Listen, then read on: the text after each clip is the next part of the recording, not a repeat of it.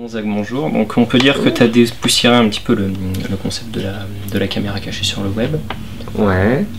Donc tu as eu une nouvelle idée de faire participer donc, tous les gens du web à tes défis. Mm-hmm. Et alors donc j'avais quelques questions là-dessus.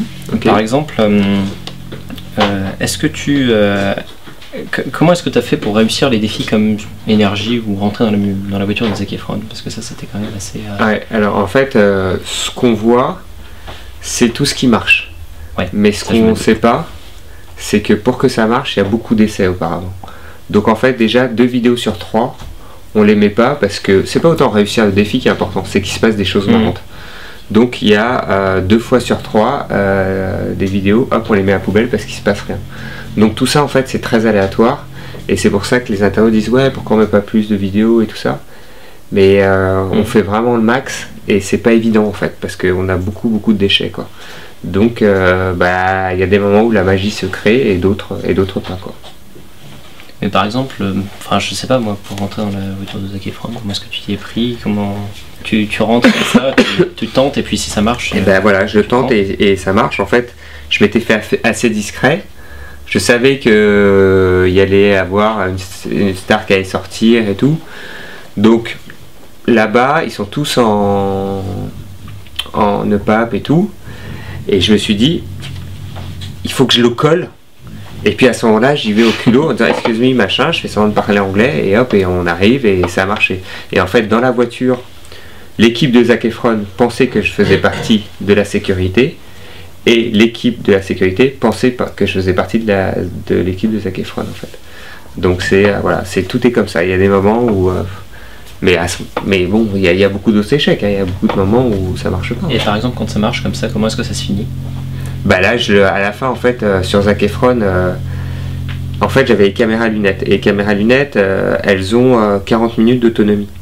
Et là, en fait, on était parti pour le gala de l'Amphare. Et puis, je me suis dit, ouais, mais il faut que j'arrête la caméra parce que je pourrais plus filmer après. Ce qui est dommage, parce que sinon, j'aurais passé toute la soirée avec eux, quoi.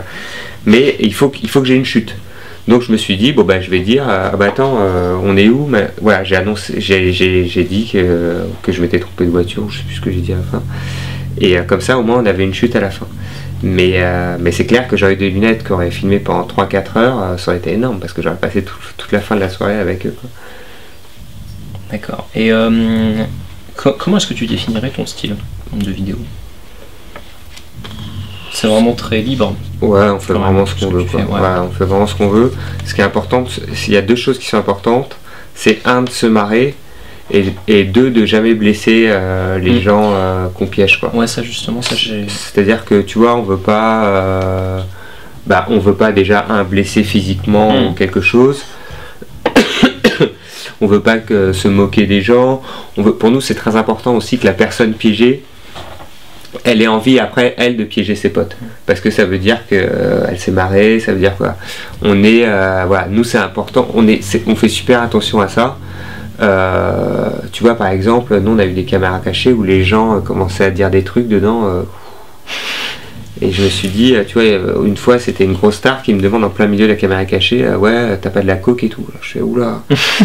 Donc j'ai pas dit qu'il y avait une caméra qui était en train de tourner, j'ai rien dit et à la fin je pris la cassette et on l'a acheté, on l'a brûlé quoi, pour pas qu'il y ait de soucis. Alors que sinon j'avais des canards qui auraient demandé à acheter les trucs et tout, j'aurais pu gagner beaucoup d'argent, mais c'est pas le principe quoi. Nous on est vraiment là pour s'amuser, on n'est pas là pour mettre on n'est pas pour blesser les gens, on n'est pas là pour tu vois, on est là pour s'amuser et c'est très important aussi pour nous que les gens piégés rigolent aussi quoi. Ouais, donc tu te marres mais tu respectes quand même les autres. Ah mais non mais c'est super important. Non, il faut que la personne piégée elle se marre aussi quoi. Ouais, tout à fait. Si c'est pour que les gens se foutent de sa gueule, c'est pas la peine quoi. Tu vois, donc non, on n'est pas là pour mais c'est trop facile sinon, puis c'est trop facile, puis c'est pas, on n'est pas là pour casser les gens. Et alors, donc tu es professeur d'audiovisuel à Porte-Dauphine, c'est ça? Alors c'est à l'université de Dauphine. À l'université de Dauphine. Porte-Dauphine. D'accord. Donc ouais, à l'université de Dauphine à Paris. Ouais. Et alors, est-ce que la direction elle est au courant que tu fais ce genre de choses? Alors la direction de toute l'université, je pense, j'en sais rien, en tout cas de mon master, oui bien évidemment.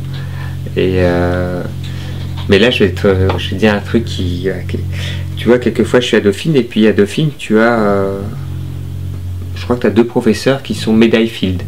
Médaille Field, c'est l'équivalent du prix Nobel pour les mathématiques. Donc c'est des gens, si tu veux, qui sont sur notre planète intellectuellement, qui sont pour qui moi j'ai une admiration comme ça, tu vois, c'était mon rêve de gamin. Et quelquefois j'ai un peu honte parce qu'à Dauphine, t'as plein d'étudiants qui me disent ah c'est Gonzague et tout ça, machin et tout, alors qu'à côté ils ont le prof qui a la médaille Field et qui passe incognito comme ça. Je me dis il y a quand même un problème, quoi. Mais enfin bon, ça c'est un petit peu l'explosion du web en même temps. Ça, totalement. Parce que maintenant on voit presque que les jeunes connaissent plus Gonzague que Antoine de Caunes par exemple. Mais aujourd'hui les référents sur le web. Moi j'avais participé au Zapping Amazing, le 1, j'avais jamais vu une ambiance comme ça dans une salle depuis les concerts de Patrick Bruel quand il avait 30 piges, c'était... Mais l'ambiance, elle était dingue, quoi. J'avais jamais vu ça, quoi. Et en fait, oui, les référents aujourd'hui pour les jeunes, ce sont les gens du web, quoi. Ce ne sont plus les gens de télévision. Ça, c'est sûr et certain. Et est-ce que tu peux nous raconter un petit peu tes années de lycée parce que nous, lycéens... Eh ben, au lycée... Non, j'étais un élève moyen, et en fait j'ai eu un déclic à un moment dans ma vie où je me suis dit parce qu'au lycée quand j'allais en cours ça m'embêtait, quoi, ça me saoulait d'y aller et tout, et puis à un moment dans ma vie je me suis dit mais enfin je suis en train d'apprendre plein de choses, et en fait ce qu'on m'apprend c'est hyper intéressant, et aujourd'hui apprendre pour moi c'est un énorme plaisir, quoi. Et donc je pense qu'il y a un déclic quand tu es lycéen, où tu te dis c'est une contrainte, et puis après ça devient un plaisir, parce qu'en fait tout ce que tu apprends, tu t'en sers plus tard, et puis je sais pas, en fait c'est super, c'est génial le savoir. Qu'est-ce qu'il y a de plus beau que de transmettre le savoir à des personnes, c'est fabuleux. Donc je pense qu'il y a un déclic à un moment où dans tes années lycée où c'est une contrainte, où tu te dis je peux pas aller en cours, et puis à un moment ça devient un plaisir, et à partir du moment où ça devient un plaisir, et ben là moi j'ai commencé à avoir des très bonnes notes. Alors et donc ça fait depuis combien de temps alors que tu es sur le web maintenant? Ça fait 4 ans maintenant qu'on est sur le web. D'accord. Bon, je pense que c'est tout. Ouais.